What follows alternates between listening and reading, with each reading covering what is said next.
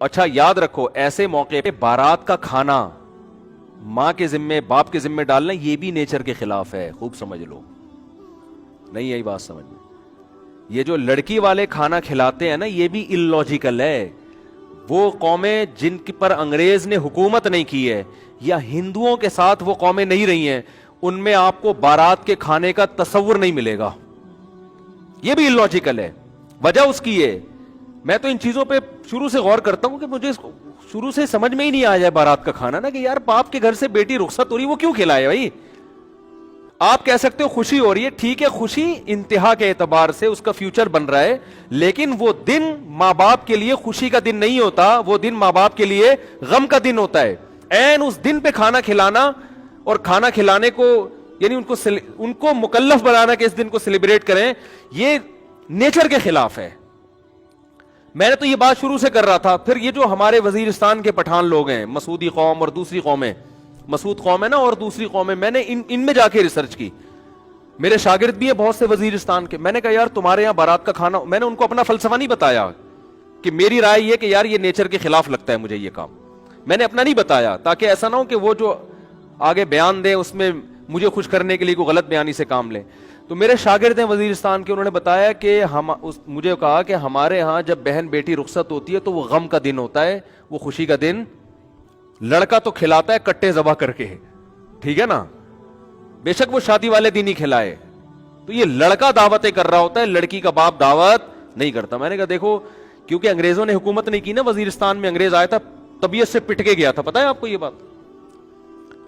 آپ کو پتہ ہی کچھ نہیں یار دنیا میں ہو کیا رہا ہے.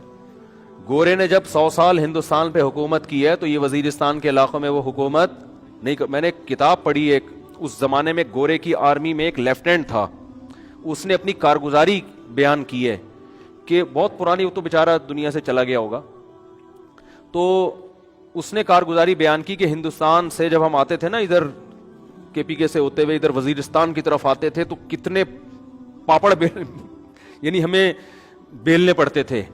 اس نے بتایا کہ ایسی قوم تھی کہ انگریز جہازوں کی بمباری کر کے ان کے گھر گرا رہے ہوتے تھے پھر بھی تسلیم نہیں ہوتی تھی. یہ پہاڑوں پہ عورتیں بچے اپنے گھروں کو تباہ ہوتے ہوئے دیکھتے تھے مگر ہتھیار نہیں ڈالتے تھے. یہ اس کے الفاظ ہیں لیفٹیننٹ کے جو میں نے خود پڑھے ہیں کہ اتنے بہادر لوگ تھے کہ جہازوں کی بمباری ہو رہی ہے, برٹش طیارے آ رہے ہیں, گھروں کو تباہ کر رہے ہیں, کہہ رہے ہیں اپنے گھر کے تباہ ہونے کا تماشا دیکھتے تھے, پہاڑوں پہ عورتیں اور بچوں کو لے جاتے تھے بمباری سے بچنے کے لیے, لیکن یہ ہتھیار ڈال کے تسلیم نہیں ہوتے تھے.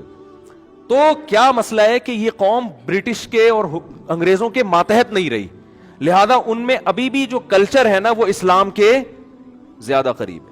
آپ کو یہ جہیز کی لعنتیں, بارات وارات کے کھانے, یہ آپ کو ان لوگوں میں ملیں گے جو ہندوؤں کے ساتھ رہے یا گوروں نے حکومت کر کے کلچر ہی کی ایسی کی تیسی کر دی, ان کی نا کلچر کی واٹ لگا دی, تو آپ کو ان علاقوں میں ابھی بھی نہیں ملے گا. تو وہاں وہ نہیں, نہ جہیز ہے وہاں پہ اور نہ وہاں آپ کو یہ ملے گا کہ بارات کے کھانے ملیں گے. اگر شادی کے موقع پہ کھانا ہو بھی رہا ہوتا ہے تو وہ لڑکا کر رہا ہوتا. ابھی بھی وہاں لڑکے کا خرچہ نکاح پہ زیادہ ہوتا ہے, لڑکی والوں کا نہیں ہوتا. اور ہمارے یہاں کیا ہوتا ہے, لڑکا صرف 25,000 ٹوٹل, بہت بڑا مہر آج کل جو مارکیٹ میں چل رہا ہے وہ کیا چل رہا ہے, 25,000 مہر. میں تو نکاح پڑھاتا رہتا ہوں نا صبح شام, 25,000 مہر اس کے ہوگا جس کی 25 لاکھ تنخواہ ہوگی. سکہ رائج الوقت بھی لکھا ہوا ہوتا ہے آگے سے, کہیں ایسا نہ ہو روپے سے کوئی اور ملک کی کرنسی مراد لے لیجیے. سکہ وہ والے 25,000 جو مارکیٹ میں چل رہے ہیں جس سے 6 درجن انڈے آ سکتے ہیں یا تھوڑا زیادہ کر لیں آپ. اور لڑکی والوں کا بیڑا غرق ہو رہا ہے کہ نہیں, وہ شادی دفتر کی فیس بھی ان کی الگ اور پھر جہیز بھی الگ, اور جو بھی اب تو لڑکیاں جاب کر کر کے بھی میاؤں کو کھلا رہی ہیں. تو خیر, تو یہ بھی جو بارات کا کھانا ہے نا اس کو بھی حوصلہ شکنی کریں, اس کی کوئی تک نہیں بنتا. باپ اس دن غمزدہ ہوتا ہے, بیٹی گھر سے رخصت ہو کے جا رہی ہوتی ہے, ہاں باپ خوش ہو رہا ہے کہ چلو جان چھوٹ رہی ہے, وہ ایک الگ بات ہے, لیکن وہ بچی کے مستقبل کے لیے رخصت تو کر رہا ہوتا ہے, لیکن ان کے گھر سے ایک ان کے جگر کا ٹکڑا رخصت ہو رہا, وہ خوش نہیں ہوتے اس دن.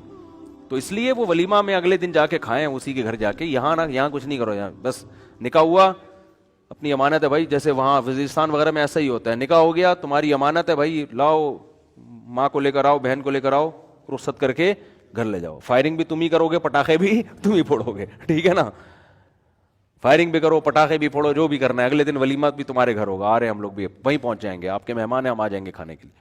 تو یہ بالکل ہی الٹی کہانی چل رہی ہے, کچھ کھوپڑی میں آنے والی نہیں ہے.